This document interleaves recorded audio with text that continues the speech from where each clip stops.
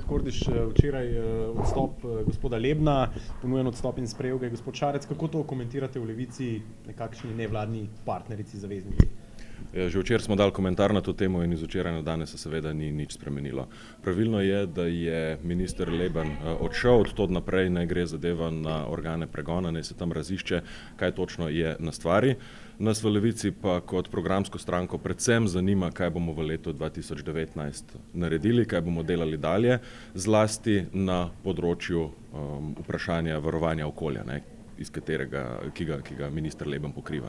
Tudi to mislim, da je vprašanje, ki ne sme zaviseti od enega obraza, enega človeka, enega ministra ali ministrstva, ampak mora biti boj proti podnebnim spremembam zaveza celotne vlade, celotnega državnega zbora.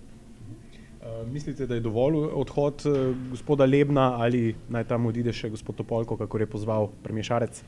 Od tod naprej lahko rečem samo, da mi nismo ne policija, nismo ne tožilstvo in ne pristojni organi te stvari raziščejo in od tam naprej ne se pa seveda ukrepa tako, kot je treba.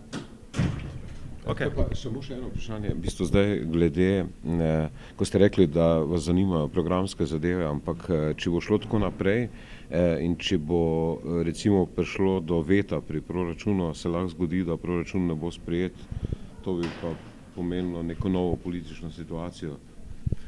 Ne bi nemudoma zrl v prihodnost. Tudi vprašanje programa in političnih ukrepov so širša navsezadnje od samega proračuna. Ampak lahko pa pride do izrednih volitev v bistvu.